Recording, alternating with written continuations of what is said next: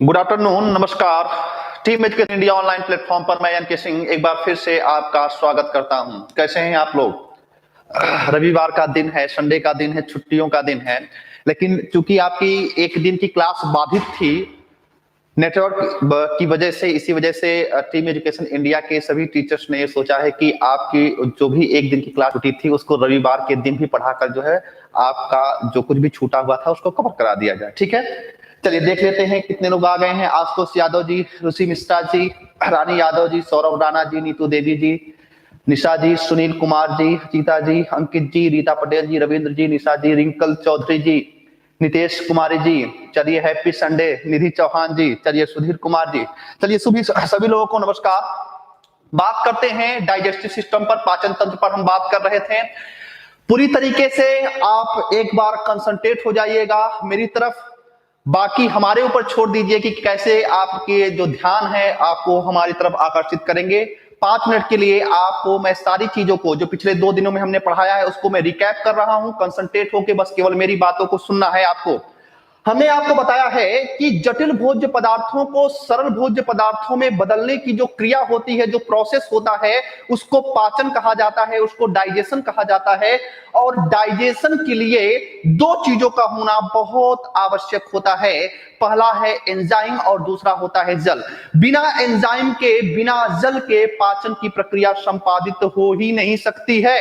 इसके बाद हमने आपको बताया था कि भोजन के पाचन के 5 चरण होते हैं, 5 स्टेप होते हैं, 5 प्रकार होते हैं, और इन्हीं 5 प्रकारों के अंतर्गत पाचन की प्रक्रिया संपादित होती है, जिनमें से हमने पहला बताया था भोजन का अंतःग्रहण। अंतःग्रहण का मतलब क्या होता है? रोटी का टुकड़ा आपने लिया, अपने बक्कल कैविटी में रखा, ये हो गया पहला स्टेप। और दूसरा स्टेप होता है भोजन का पाचन, जो कि मुख गुहा से प्रारंभ होता है और छोटी आंत तक जाते जाते संपन्न हो जाता है। तीसरा जो होता है ऑप्शन, भोजन का अवशोषण, और चौथा होता है भोजन का स्वांगीकरण, और 5वां होता है भोजन का निष्कासन। तो इन 5 चरणों के अंतर्गत पाचन की प्रक्रिया की हमने शुरुआत किया था, और हमने आपको यह बताया था कि पाचन की प्रक्रिया की शुरुआत होती है बक्कल कैविटी से, मुख गुहा से होती है। और मुख गुहा के अंतर्गत हमने आपको बताया था हमारी दांत, हमारे जिह्वा जो होते हैं, और हमारे साथ ही साथ जो सलाइवरी ग्लैंड्स होती हैं, जो कि जिनको हम कहते हैं कि यह एक प्रकार की लार ग्रंथि होती है, इनकी मदद से बक्कल कैविटी में पाचन की प्रक्रिया संपादित होती है। हमने आपको वहां पे बताया था कि मनुष्य के शरीर में 3 जोड़ी लार ग्रंथियां पाई जाती हैं, जिसमें से हमने आपको बताया था सबलिंगुअल, दूसरा हमने बताया था सब मिक्सलरी या सब मेंडिबुलर भी उसको कहा जाता है, और तीसरा होता है पैरोटिड। पैरोटिड को आपको ध्यान में रखना है क्योंकि पैरोटिड से क्वेश्चन आए हुए हैं, क्योंकि सबसे बड़ी लार ग्रंथि होती है, इस वजह से आपको यहां पे उसको कंसंट्रेट होके समझना है। और पैरोटिड के बारे में हमने एक खास बात बताई है आपको कि अगर वहां पे पैरामिक्सोवायरस, याद है ना, पैरामिक्सोवायरस का अगर संक्रमण हो जाए, इंफेक्शन हो जाए, तो रोग हो जाएगा कौन सा? मम्स, जिसको गलसुआ के नाम से हम जानते हैं। और हमने आपको यह भी बताया था कि इन्हीं लार ग्रंथियों से, इन्हीं सलाइवरी ग्लैंड से सलाइवा का स्रावन होता है, सलाइवा का, लार का स्रावन होता है। और उस लार में 99% जल पाया जाता है, 1% एंजाइम पाया जाता है। और एंजाइम में 2 एंजाइम, पहले एंजाइम का नाम होता है टायलिन, टायलिन जिसको एमाइलेज भी कहा जाता है।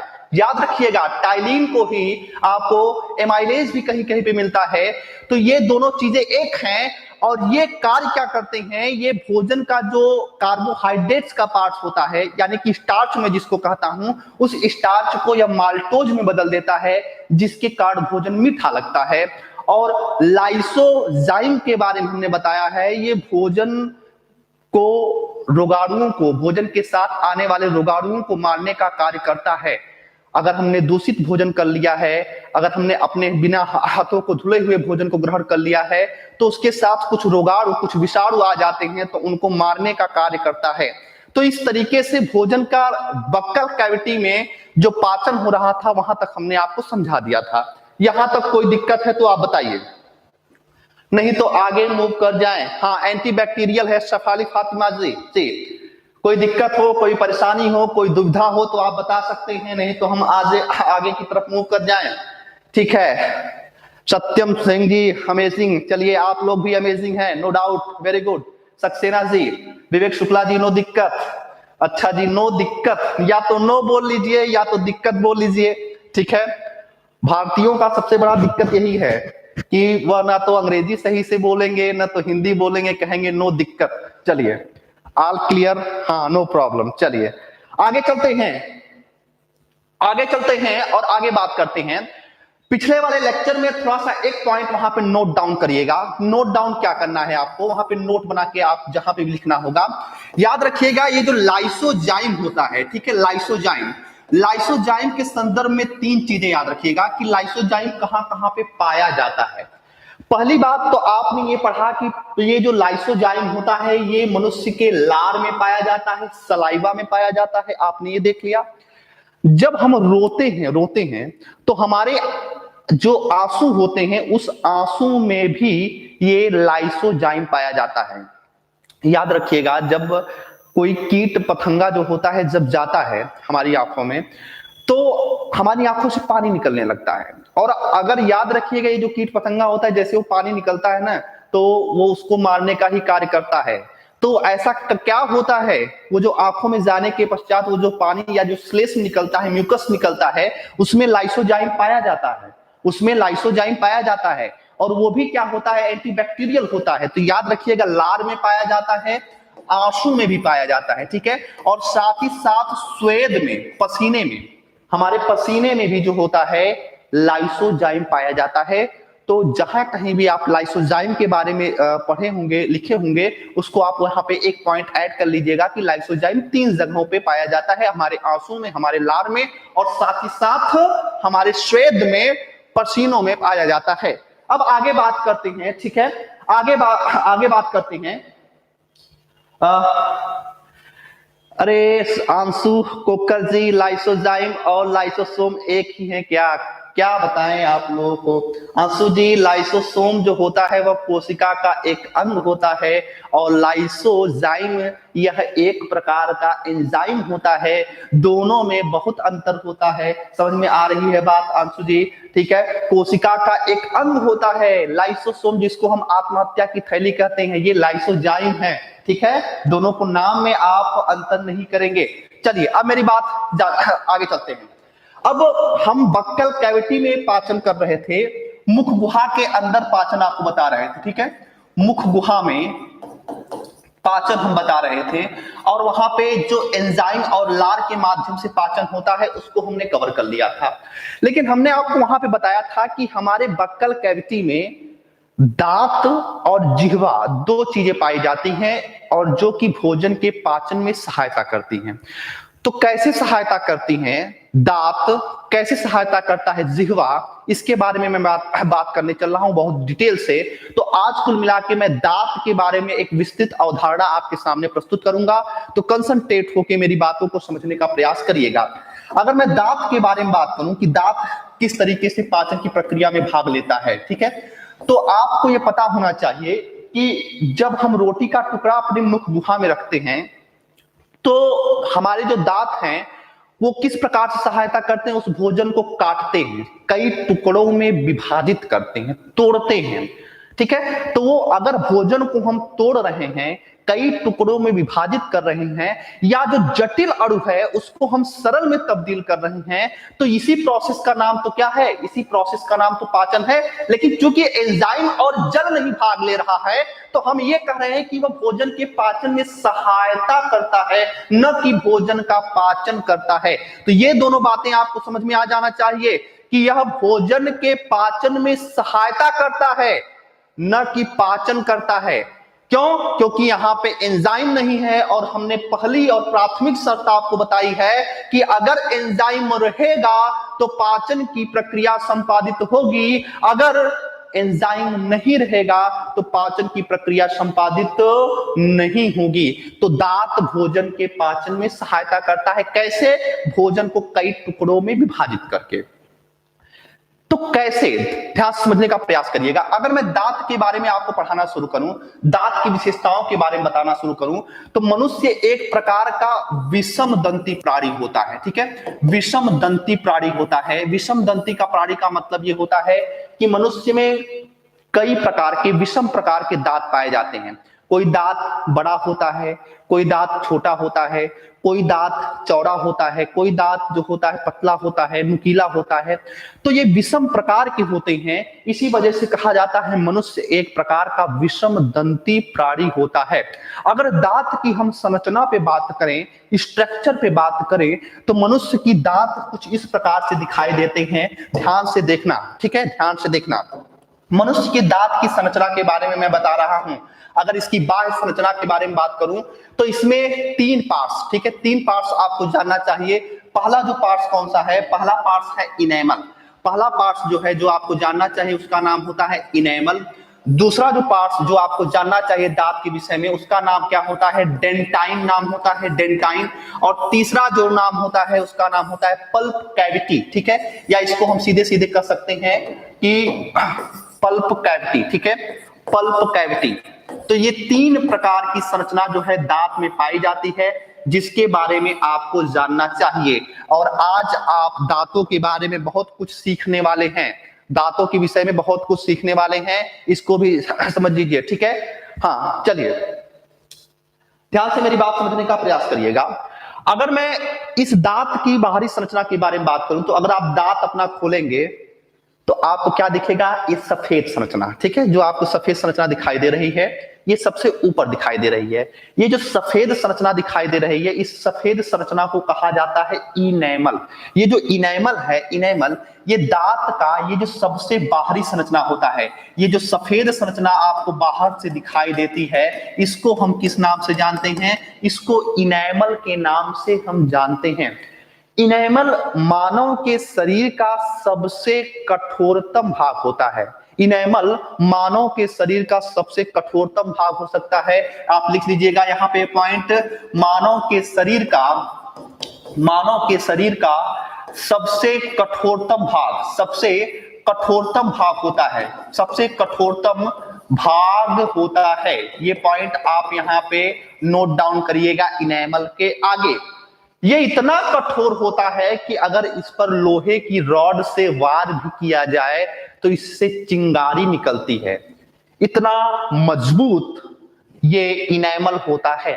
लेकिन सोचिए कि मनुष्य किस प्रकार का बेरहम प्राणी होता है कि ये जो इनेमल जो हमको अपने भोजन को कुतरने में, काटने में मदद करता है, हमारी सहायता करती है, उसी को हम घिस डालते हैं, उसी को हम खराब कर डालते हैं। इतना मजबूत ईश्वर ने इसको बनाया है कि अगर लोहे की रॉड से भी मारा जाए तो इसकी चिंगारी निकलती है। लेकिन बावजूद इसके हम लोग क्या करते हैं? इस तरीके से ब्रश करेंगे कि इस इनेमल को हम क्षति पहुंचा देते हैं, इसको हम घिस डालते हैं। तो जब घिसते हैं धीरे धीरे, जब इनेमल की परत नष्ट हो जाती है, तो इनेमल की परत नष्ट होने की वजह से जो है, यह जो है दूसरा परत आ जाता है सामने। और दूसरे परत का नाम क्या होता है? ये जो दूसरा परत आप देख पा रहे हैं, इस दूसरे परत का नाम होता है डेंटाइन। इस दूसरे परत का नाम क्या होता है? डेंटाइन नाम होता है। डेंटाइन जो होता है, डेंटाइन के विषय में याद रखिएगा। डेंटाइन ये जो होता है, ये कैल्शियम का बना होता है। किसका बना होता है? कैल्शियम का। कैल्शियम बहुत महत्वपूर्ण तत्व होता है। आगे चल के मैं बात करूंगा आपको कि कैल्शियम दांतों के निर्माण में सहायता करता है, कैल्शियम हमारे अस्थियों के निर्माण में सहायता करता है, और साथ ही साथ कैल्शियम रुधिर के अस्कंदन अर्थात रुधिर के जमने में मदद करता है। तो 3 वर्ग होते हैं कैल्शियम के, जो एग्जाम में कई बार पूछे गए हैं, कई बार पूछे गए हैं परीक्षाओं में। तो 3 काम अभी से याद रख लीजिएगा कैल्शियम के विषय में, कि दांत के निर्माण में महत्वपूर्ण भूमिका निभाएगा, अस्थियों के निर्माण में महत्वपूर्ण भूमिका निभाएगा, और साथ ही साथ ये रुधिर के अस्कंदन में महत्वपूर्ण भूमिका निभाएगा। तो ये डेंटाइन कैल्शियम का बना होता है। ठीक है, कोई दिक्कत नहीं है। मनुष्य क्या है? बेरहम प्राणी है। तो उसने जब इनेमल को नहीं छोड़ा तो डेंटाइन को छोड़ेगा क्या? नहीं छोड़ेगा। वह डेंटाइन को भी घिसना शुरू करता है, ठीक है। वह डेंटाइन को भी क्या करेगा? या इनेमल को घिसा, इनेमल को घिसने के बाद ये किसको घिस दिया? डेंटाइन को भी घिस दिया। उसको भी धीरे धीरे जो है ब्रश करते करते, रगड़ते रगड़ते उसको भी उसने समाप्त कर दिया। जब उसको समाप्त कर दिया, अभी तक आपको आभास नहीं होगा, अभी तक आपको दर्द नहीं होगा। इनेमल घिस जाएगा लेकिन आपको तनिक भी दर्द नहीं होगा। ये डेंटाइन घिस जाएगा लेकिन आपको तनिक भी दर्द नहीं होगा।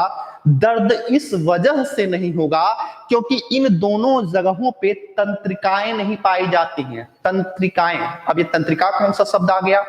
तंत्रिका हमारे शरीर में सूचनाओं को एक स्थान से दूसरे स्थान पर लेकर जाने का कार्य करती हैं। कौन सी सूचना?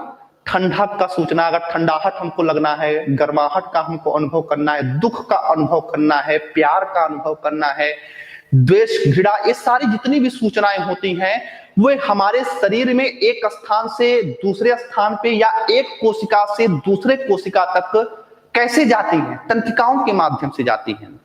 अगर तंत्रिकाएं काम न करें आपके शरीर की तो कोई भी सूचना एक स्थान से दूसरे स्थान पर नहीं जाएगी। सोच लीजिए, अगर ब्रेन आपका डेड हो जाए या ब्रेन जो होता है अगर यहां की कोशिकाएं काम करना बंद कर दें तो किसी भी व्यक्ति के शरीर को काट कर अलग कर दीजिए, क्या उसको दर्द होगा? नहीं दर्द होगा। जब किसी व्यक्ति का ऑपरेशन किया जाता है तो एनेस्थीसिया का इंजेक्शन लगाया जाता है, तो उस समय डॉक्टर क्या करते हैं? कुछ समय के लिए जो मस्तिष्क होता है उसको वह निष्क्रिय अवस्था में पहुंचा देते हैं। तो जब निष्क्रिय अवस्था में पहुंचा देते हैं तो उस समय ऑपरेशन करते हैं, हाथ पैर काट पीट के जो भी करना होता है वो काम करते हैं, ठीक है। तो वहां पे किसी भी प्रकार की कोई भी दर्द नहीं होता है। तो याद रखिएगा, हमें दर्द का अनुभव जो होता है इसी ब्रेन के द्वारा, इसी मस्तिष्क के द्वारा होता है। और कब होता है? जब तंत्रिकाएं उस दर्द के मैसेज को इस ब्रेन तक लेकर जाती हैं। तो तंत्रिकाएं ही बेसिकली हमारे शरीर में सूचनाओं को एक स्थान से दूसरे स्थान पर लेकर जाने का कार्य करती हैं। इसके बारे में हम डिटेल से आगे चैप्टर में जब पढ़ेंगे, जब आपको तंत्रिका तंत्र पढ़ाएंगे, नर्वस सिस्टम पढ़ाएंगे, तो उसके बारे में हम आगे बात करेंगे। तो मैं ये बता रहा था कि यहां पे इस वजह से अनुभव नहीं होता है क्योंकि यहां पे तंत्रिकाएं नहीं पाई जाती। लेकिन मनुष्य बेरहम प्राणी है और जैसे ही यह इस डेंटाइन को भी क्षति पहुंचाते हुए तीसरी परत पर आता है, जिसको हमने क्या बोला है? इसको हमने बोला है पल्प कैविटी। तीसरी परत क्या होता है? पल्प कैविटी नाम होता है। तो पल्प कैविटी के संपर्क में जैसे ही मनुष्य आता है या पानी पीता है या भोजन खाता है, तो जैसे ही ये पानी या भोजन इस पल्प कैविटी के संपर्क में आता है तो हम चिल्लाने लगते हैं, ठीक है। दर्द के मारे कराहने लगते हैं। क्यों कराहने लगते हैं? क्योंकि इस पल्प कैविटी में पाई जा रही है नर्व्स, देख पा रहे हैं आप, ये तंत्रिकाओं का जाल पाया जा रहा है, तंत्रिकाओं का जाल पाया जा रहा है। और ये तंत्रिकाएं मैसेज जब पहुंचाएंगी ब्रेन के पास, ठीक है, ब्रेन के पास सूचना पहुंचाएंगी, इसी वजह से हमको दर्द का अनुभव होने लगता है। तो याद रखिएगा कि इनेमल और डेंटाइन में तंत्रिकाएं नहीं पाई जाती हैं, लेकिन इस पल्प कैविटी में जो होता है ये तंत्रिकाएं पाई जाती हैं।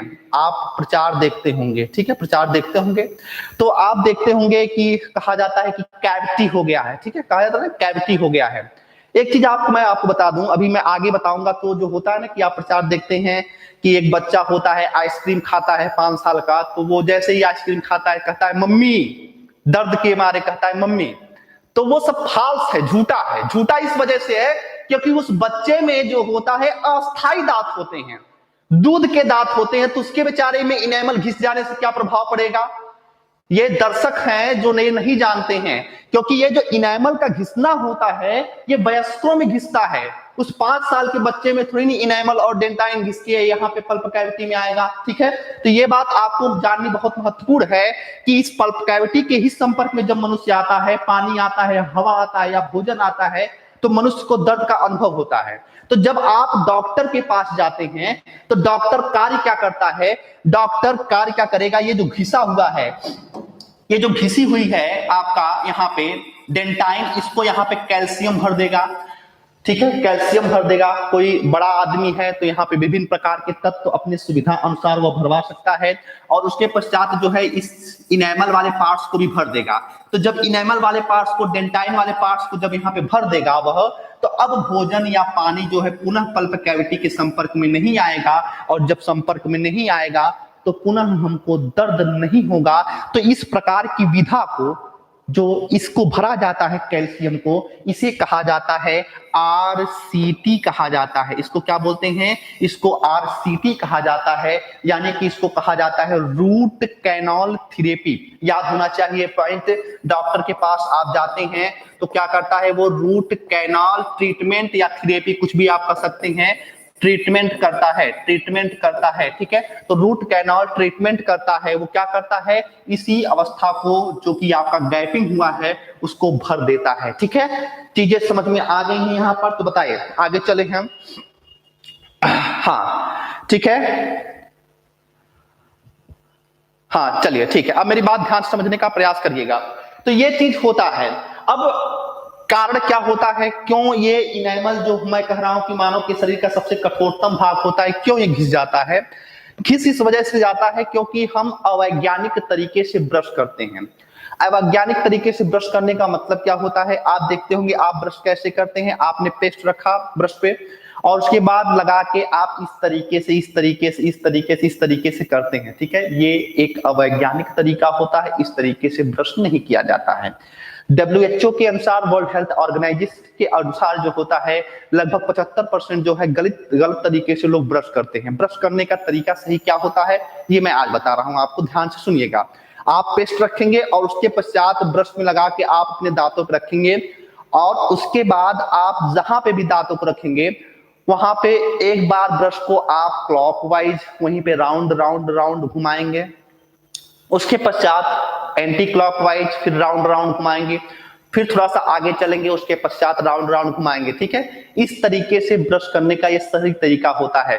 जब हम लगातार ब्रश को रगड़ते हैं तो वहां पे इनेमल जो होता है, वहां पे जो होता है घिसना शुरू हो जाता है। ठीक है, बात समझ में आ रही है? इसी तरीके से घिसता है। बात समझ में आ रही है?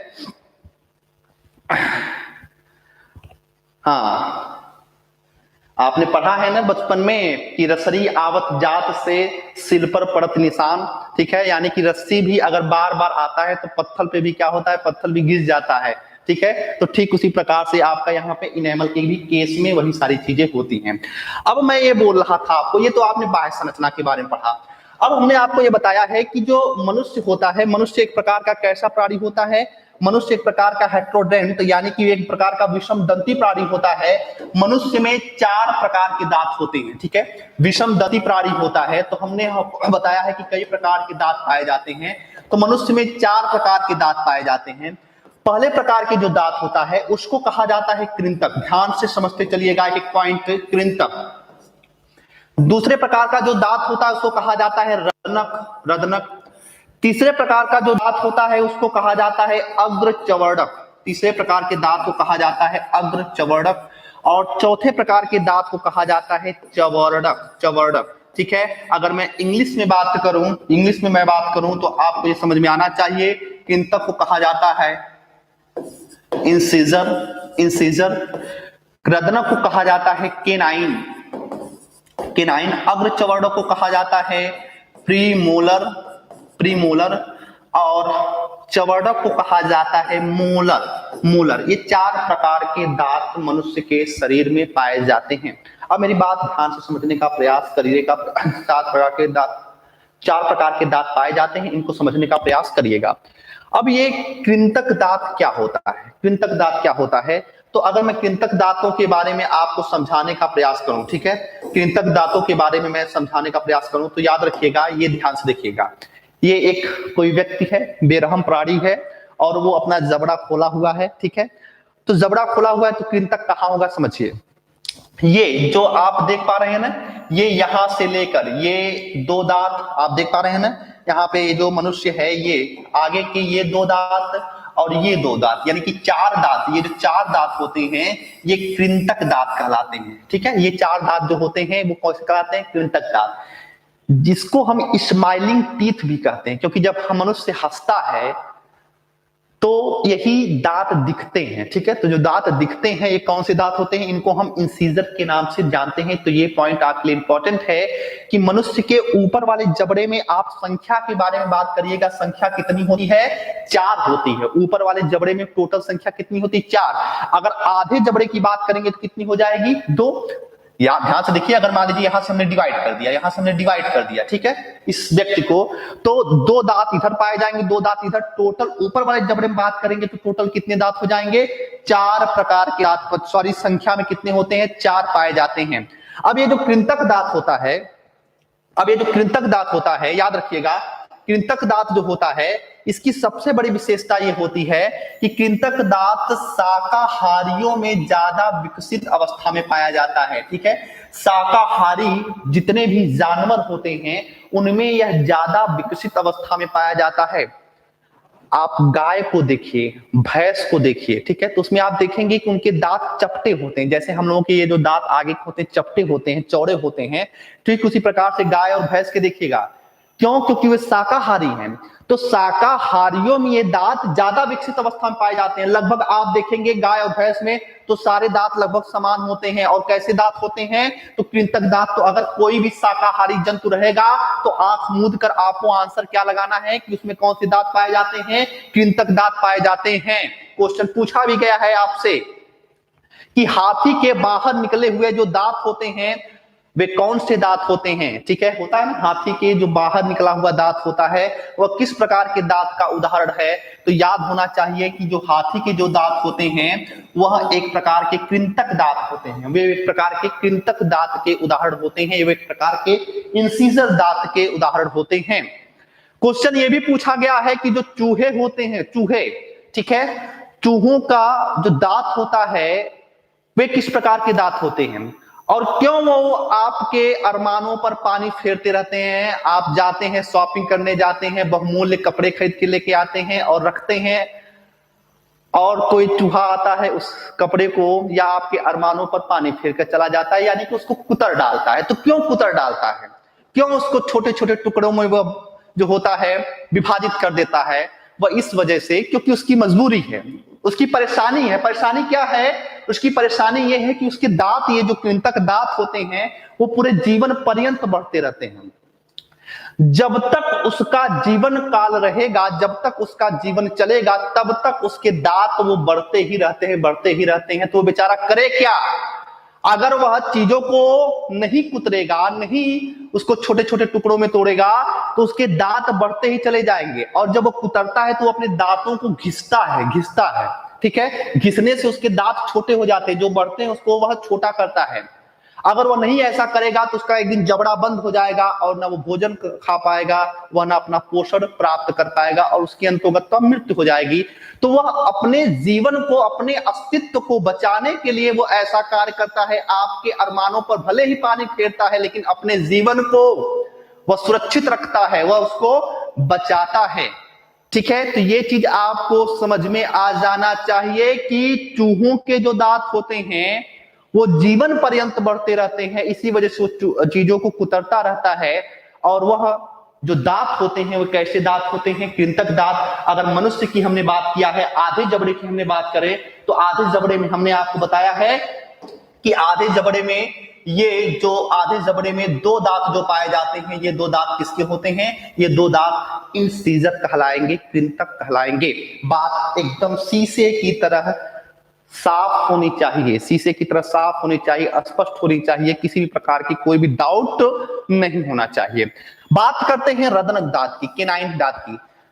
केनाइन जो होता है, रदनक जो होता है, यह एक प्रकार का ऐसा दांत होता है जो मांसाहारियों में ज्यादा विकसित अवस्था में होता है। कोई भी जानवर अगर मांसाहारी है तो उसमें ये जो रदनक दांत होता है ये ज्यादा विकसित अवस्था में पाया जाता है, ज्यादा विकसित अवस्था में पाया जाता है। याद होना चाहिए आपको, कभी आप शेर को खाते हुए देखिए, ठीक है, सामने मत जाके देखिएगा, डिस्कवरी में देखिएगा, टीवी में, ठीक है, या फिर चिड़ियाघर में देखिएगा। जब वो मांस को खाता है तो क्या करता है, वो अपने गर्दन को झुका लेता है, ठीक है, गर्दन को झुका लेता है। गर्दन को क्यों झुकाता है, क्योंकि जो केनाइन दांत होता है वह इसके, यानी कि जो इंसीजर होता है इसके जस्ट बगल में पाया जाता है। एक नुकीला दांत जो होता है, मनुष्य की मैं बात कर रहा हूं, याद रखिएगा मैं मनुष्य की बात कर रहा हूं, तो एक नुकीला दांत इधर और एक नुकीला दांत इधर पाया जाता है। जैसे अगर मैं फिगर के माध्यम से और आपको स्पष्ट करूं, देखिए ये जो है आप देख सकते हैं, ये जो होता है केनाइन इधर भी होता है और केनाइन इधर भी पाया जाता है। यानी कि ऊपर की जबड़े में कितने हो जाएंगे, टोटल कितने हो जाएंगे, 2, और इसके बगल में आधे जबड़े में बात करूंगा तो कितना हो जाएगा, 1 दांत हो जाएंगे। कितने हो जाएंगे, 1 दांत हो जाएंगे। तो ये चीज आपको समझ में आ जाना चाहिए, ये चीज आपको समझ में आ जाना चाहिए कि ये जो रदनक दांत होता है यह बहुत नुकीला होता है और ये मांसाहारियों में ज्यादा विकसित अवस्था में पाया जाता है। हमने आपको शेर की बात कर रहे थे, तो शेर कभी जब दहाड़ता है तो उसको देखिएगा, उसके मुंह के ये जो बगल के जो दांत होते हैं वे ज्यादा बड़े होते हैं, लंबे होते हैं, नुकीले होते हैं। तो जो ज्यादा मांसाहारी होते हैं उनमें ये दांत ज्यादा विकसित अवस्था में पाए जाते हैं, ठीक है। या आप लोग खुद महसूस किए होंगे, जो लोग मांसाहारी होंगे, जब आप लेग पीस उठाते हैं तो लेग पीस कैसे खाते हैं, आप महसूस करिए, ऑब्जर्व करिए उस चीज को। तो आप लेग पीस को लेके जाते हैं इधर, ठीक है, इधर इस साइड में लेकर जाते हैं और अपने भी गर्दन को आप झुकाते हैं। क्यों, क्योंकि केनाइन जो दांत है वो इस साइड में है, आप इस तरह से नहीं खाते हैं, ठीक है। क्यों खाते हैं, आप चीजें समझ में आ गई होंगी कि वहां पे हम केनाइन दांतों का सहारा लेते हैं, केनाइन दांतों का सहारा लेते हैं। क्यों, क्योंकि इंसीजर बेचारा लेग पीस को नहीं खा सकता है, नहीं कुतर सकता है, नहीं तोड़ सकता है।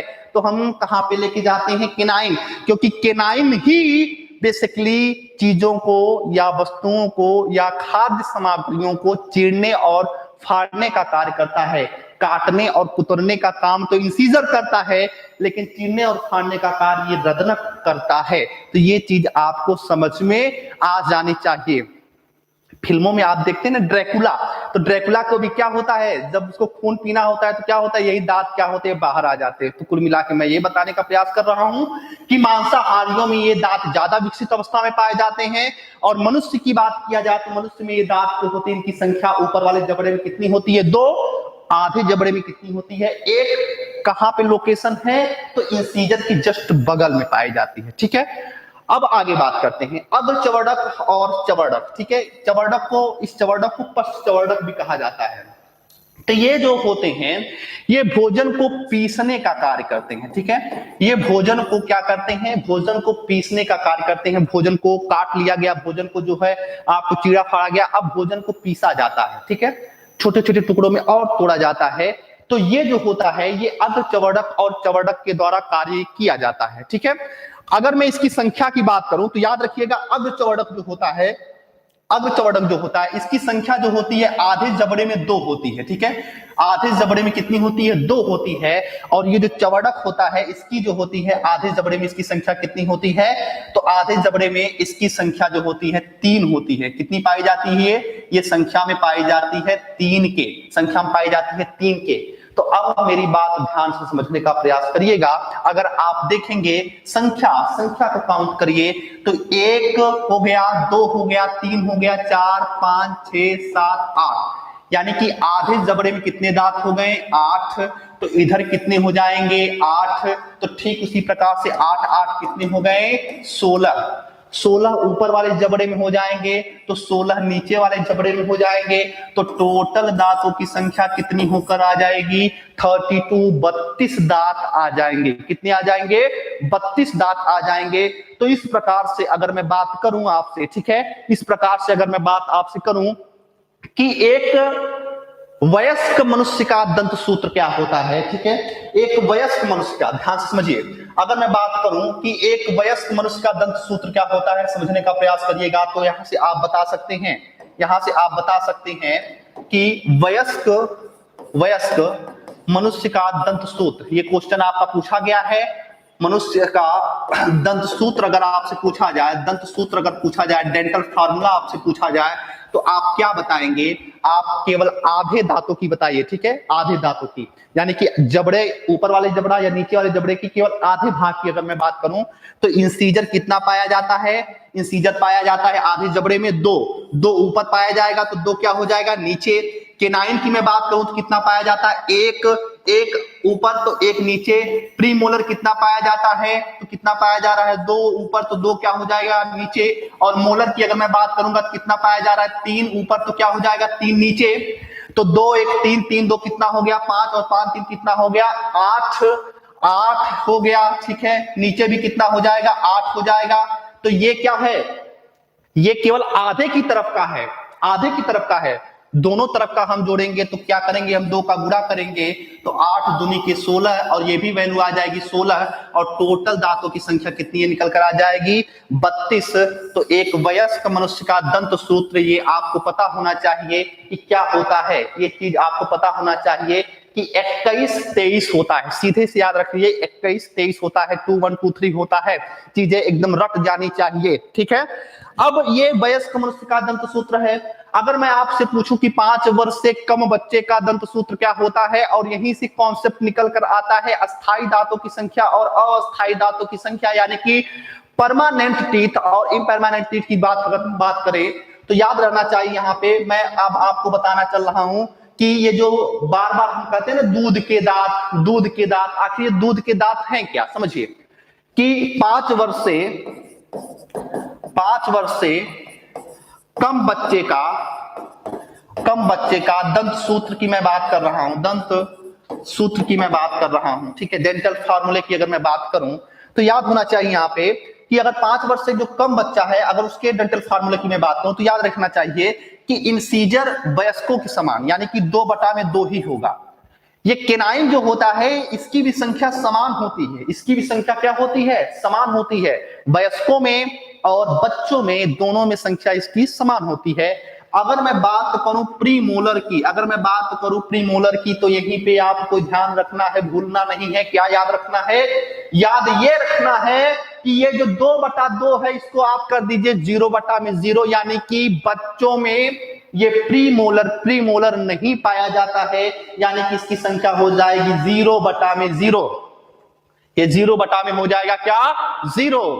और अगर मैं मोलर की बात करूंगा तो इसमें आप 1 कम कर दीजिए, यानी कि यहाँ पे 3/3 है तो यहाँ पे आप 2 में क्या कर देंगे 2 कर देंगे, 2 में क्या कर देंगे 2, तो 2 1 3 है और 3 2 कितना हो जाएगा 5 हो जाएगा, 5 नीचे भी हो जाएगा, दोनों तरफ का काउंट करेंगे तो 10 में क्या आ जाएगा 10। टोटल दांतों की संख्या कितनी निकल कर आ जाएगी 20। तो आप ये कहेंगे जो मिल्क टीथ होता है या जो दूध के दांत होते हैं, वे दूध के दांत कितने होते हैं 20 होते हैं, 20 होते हैं। मनुष्य के सभी दांत दूध के दांत नहीं होते हैं, याद रखिएगा। ऐसा नहीं है कि सभी दांत आपके जीवन काल में निकलेंगे एक बार और सभी दांत एक बार टूटेंगे, गलत। सभी दांत नहीं, केवल 20 दांत ऐसे होते हैं जो 2 बार निकलते हैं। तो बच कितना रहा है 32 में से 12 जाएगा, 32 में से 20 जाएगा तो 12 दांत। तो 12 दांत ऐसे होते हैं जो पूरे जीवन काल में केवल एक बार निकलेंगे, एक बार निकलेंगे, वो दोबारा नहीं निकलेंगे, तो उनको हम दूध के दांत नहीं कह सकते। ऐसे दांत जो पूरे जीवन काल में केवल एक बार निकलते हैं उनको हम अस्थाई दांत कहते हैं। उनको हम क्या बोलते हैं, उनको हम अस्थाई दांत कहते हैं। तो अस्थाई दांतों की संख्या कितनी हो गई, तो अस्थाई दांतों की संख्या टोटल कितनी हो गई 12। क्यों अस्थाई कह रहा हूं, क्योंकि जीवन काल में केवल एक बार निकलेंगे। और अस्थाई दांतों की संख्या, अस्थाई दांतों की संख्या, अस्थाई दांत क्या होते हैं जो पूरे जीवन काल में कितनी बार निकलते हैं 2 बार, यानी कि दूध की दांतों की मैं बात कर रहा हूं, इसी वजह से मैं अस्थाई दांत कह रहा हूं। तो इनकी संख्या कितनी होती है 20, यानी कि 20। ये बहुत इंपॉर्टेंट है, इसको आप वेरी इंपॉर्टेंट लगाएंगे, कई बार क्वेश्चन पूछा गया है। तो याद रखना है आपको पॉइंट है कि अस्थाई दांतों की संख्या 12 होती है, अस्थाई दांतों की संख्या 20 होती है। क्यों अस्थाई, क्यों अस्थाई कहा जाता है, ये चीज आपको समझ में आ गया होगा। अब एक पॉइंट याद होना चाहिए यहाँ पे कि ये विजडम टीथ क्या होता है, अक्ल दाढ़ किसे कहते हैं या बुद्धि दांत किसे कहते हैं। ठीक है, तो विजडम टीथ क्या होता है समझने का प्रयास करिएगा। एक होता है जिसको कहा जाता है विजडम टीथ, विजडम टीथ कहा जाता है, या इसको हिंदी में क्या कहते हैं, इसको हिंदी में कहा जाता है बुद्धि दांत, या इसको एक और नाम से जाना जाता है अक्ल दाढ़ भी कहा जाता है। ठीक है, तो क्यों विजडम का मतलब बुद्धि होता है, तो क्यों इसको बुद्धि या अक्ल दाढ़ कहते हैं, क्योंकि ऐसा माना जाता है कि जब ये दांत निकलते हैं तो मनुष्य को बुद्धि आ जाती है, अक्ल आ जाती है, इसी वजह से इसको अक्ल दांत या इसी को बुद्धि दांत कहा जाता है। अब ऐसा क्यों होता है? क्योंकि ये जो दांत होता है ये सबसे बाद में निकलता है, याद होना चाहिए, सबसे बाद में। जब मनुष्य की उम्र जो होता है 20 से 22 साल के फेज में होता है तो उस समय ये दांत निकलता है, सबसे लास्ट में, बाद में निकलता है। लेकिन यहां पे मैं एक चीज आपको ये बता देना चाहता हूं कि मनुष्य में यह दांत, जिसको मैं विजडम टीथ कह रहा हूं, यह इस समय वर्तमान परिदृश्य में एक प्रकार का अवशेषी अंग हो गया है, एक प्रकार का अवशेषी अंग के रूप में इसको काउंट किया जाता है। अवशेषी अंग ऐसे अंग होते हैं जिनका कभी मानव उपयोग करता था या कभी वो मानव के उपयोग हेतु कार्य करते थे, लेकिन आज के समय में उनका कोई भी रोल नहीं है। इस वजह से वह धीरे धीरे समाप्त होते चले जा रहे हैं कि डार्विन कहता है, क्या कहता है कि मनुष्य जिन अंगों का उपयोग करना बंद कर देगा वह धीरे धीरे धीरे धीरे धीरे धीरे क्या हो जाएंगे? विलुप्त हो जाएंगे। तो मनुष्य ने इस दांत का, जिसको मैं विजडम टीथ कह रहा हूं, इसका उपयोग करना बंद कर दिया। इस वजह से यह एक प्रकार के अवशेषी अंग के रूप में जाना जाता है। मनुष्य में कई प्रकार के अवशेषी अंग होते हैं, जैसे कि विजडम टीथ, जैसे कि हमारे पिन्ना, एक कान के नीचे लटका हुआ भाग, जैसे कि वर्मीफॉर्म अपेंडिक्स, जो हमारे पाचन का एक महत्वपूर्ण हिस्सा होता है, आगे चलकर उस पर भी डिस्कस हम करेंगे। तो ये अवशेषी अंग के रूप में काउंट किए जाते हैं। ये भी आपके विभिन्न प्रकार की परीक्षाओं में पूछे गए हैं, तो इसको भी आप याद रखेंगे। तो विजडम टीथ है कहां पे? देखिए, ये जो पश्चवर्णक होता है, पश्चवर्णक, तो पश्चवर्णक जो होता है, जिसको मैं मोलर कह रहा था, तो ये जो सबसे लास्ट वाला मोलर है, सबसे लास्ट वाला इधर, सबसे लास्ट वाला इधर, सबसे लास्ट वाला इधर, सबसे लास्ट वाला इधर, ये जो दांत होता है इसको हम विजडम टीथ कहते हैं। यानी कि पश्चवर्णक का सबसे अंतिम जो हिस्सा होता है इसको हम पश्चवर्णक, किताबों में आप देखेंगे तो बहुत कंफ्यूजन की स्थिति में आ जाएंगे।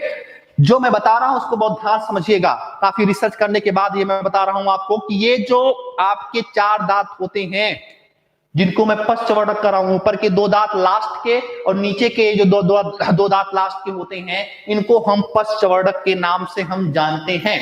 और ये जो पश्चवर्णक, तो हालांकि 3 दांत होंगे, 3 दांत होते हैं, लेकिन ये जो आखिरी का, सबसे आखिरी का होता है, इसी को हम विजडम टीथ कहेंगे। आखिरी का जो एक दांत होता है पश्चवर्णक में, उसी को हम विजडम टीथ के नाम से जानते हैं। और यही दांत जो होता है सबसे बाद में निकलता है, और जब निकलता है तो मनुष्य को बहुत दर्द होता है।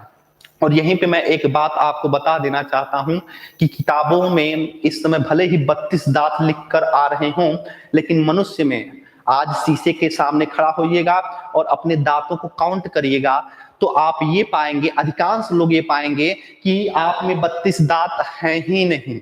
कितने दांत होंगे आप में? अधिकांश लोगों में 28 दांत ही होंगे। क्यों 28 दांत होंगे? क्योंकि ये 4 दांत, ठीक है, ये 4 दांत नहीं पाए जाते हैं, ठीक है। अब बहुत से, ढेर सारे, अगर आप देखेंगे, आप आज अपने दांतों को काउंट करिएगा और कमेंट्स में आप लोग बताइएगा कि आप में कितने दांत हैं, ठीक है। तो इस समय वर्तमान परिदृश्य की अगर मैं बात करूं तो टोटल दांतों की संख्या कितनी होती है? 28। कितनी होती है? 28। तो ये चीज आपको समझ में आ जाना चाहिए कि ये चारों दांत नहीं पाए जाते हैं। कोई दुविधा हो दांतों से संबंधित तो बताइए। ऑपरेशन हो चुका है, पोस्टमार्टम हो चुका है दांतों का, कोई दिक्कत हो तो बताइए।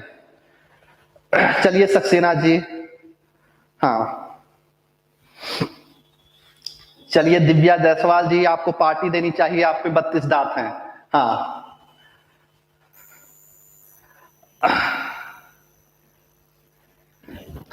चलिए Saxena ji, cell division in plants how takes place, Kripa Shankar जी उसके लिए परेशान हुए, जब प्लांट पे चलेंगे तो बात करेंगे। हाँ ठीक है, आप लोग सही से काउंट नहीं कर पा रहे हैं, इसी वजह से 32 दांत हैं। हाँ, बुद्धि का नहीं पता सर, पर दर्द बहुत होता है। चलिए कृष्ण मिश्रा जी, हाँ चलिए ठीक है, तो कहीं से कोई दिक्कत तो नहीं है? हाँ, तो ये चीज आपको समझ में आज आ गई होगी, ये चीज आपको समझ में आ गई होगी। चलिए मोनिका यादव जी, थैंक यू, कि कैसे 32 दांत होते हैं, ठीक है। चलिए, बुद्धि नहीं आई है। चलिए आते हैं आगे, आते हैं आगे। चलिए कंसंट्रेट हो जाइए फिर से, कंसंट्रेट हो जाइए फिर से।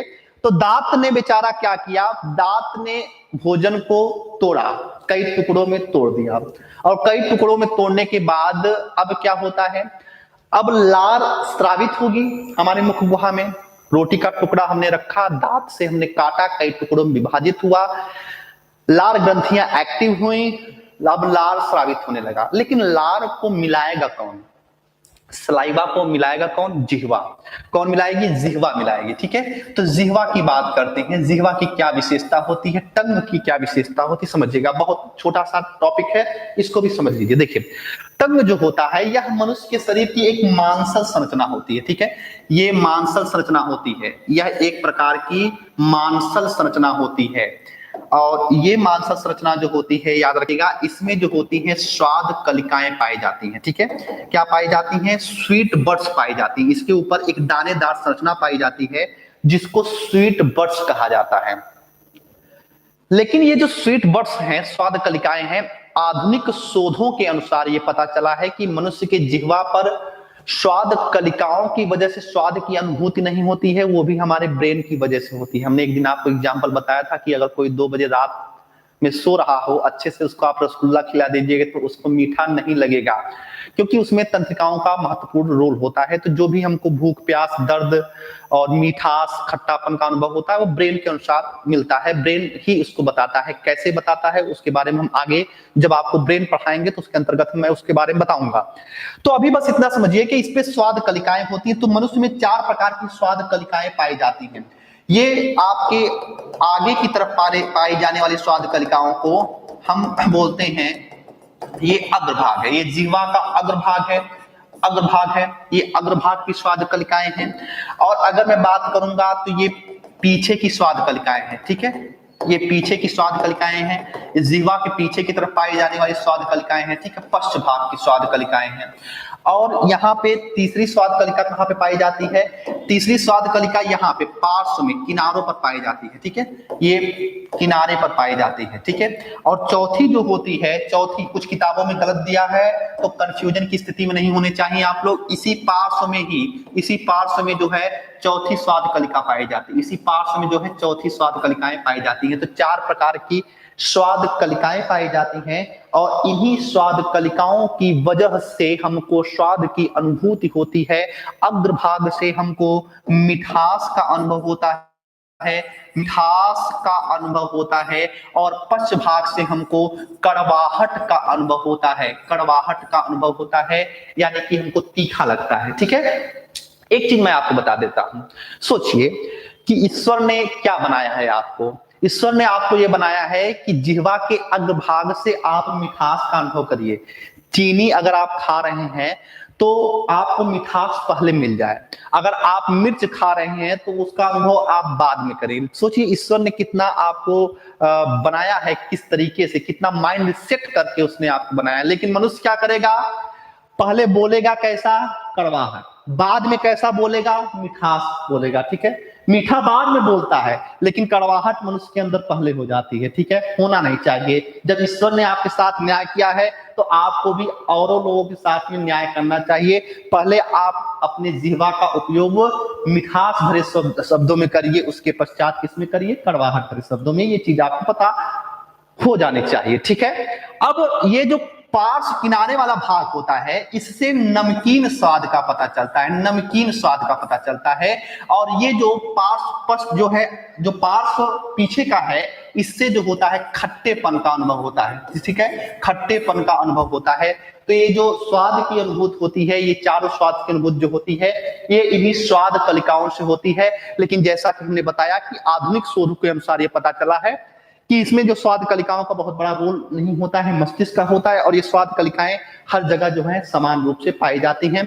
चूंकि पेपर में या किताबों में दिया गया है, इस वजह से इसको हमने यहाँ पे बता दिया है, तो इस बात को आप हम ध्यान रखेंगे। तो अब भोजन का जो हमने ग्रहण किया था 3 दिन पहले, वो अभी भी कहां पे है? इस बक्कल कैविटी में है। रोटी का टुकड़ा या रसगुल्ला जो हमने ग्रहण किया था वो अभी भी इसी बक्कल कैविटी में है। सोचिए कितना कॉम्प्लिकेटेड पाचन की क्रिया होती है। मनुष्य जो है कितना कॉम्प्लेक्सिटी से एक भोजन के पाचन की क्रिया को संपादित करता है और हमको लगता है कि आसानी से सब कुछ चल रहा है। ठीक है, ईश्वर ने किस तरीके से आपको सेट किया है, किस तरीके से बनाया है, उसकी सुंदरता को समझने का प्रयास करिए। और पाचन या जितनी भी मैं बायोलॉजी के चैप्टर पढ़ाऊंगा वो दैनिक जीवन से जोड़ के पढ़ाऊंगा, व्यवहारिक जीवन से जोड़कर पढ़ाऊंगा। क्या आपको नहीं लगता कि ये एक शिक्षित व्यक्ति को जानना चाहिए?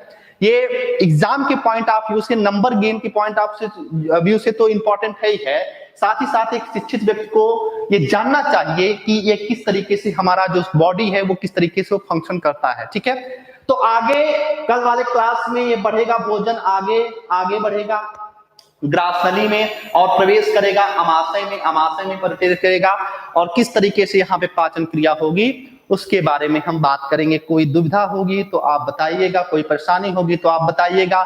नोट्स आप सभी लोगों को मिल गए होंगे, नोट्स में कोई दिक्कत कोई परेशानी हो तब भी आप बताइएगा। ठीक है, मिलते हैं नेक्स्ट क्लास में। आप लोग खुश रहिए और पढ़ते रहिए, रिवीजन करते रहिए, एंजॉय करते रहिए। मिलते हैं नेक्स्ट क्लास में। थैंक यू, जय हिंद।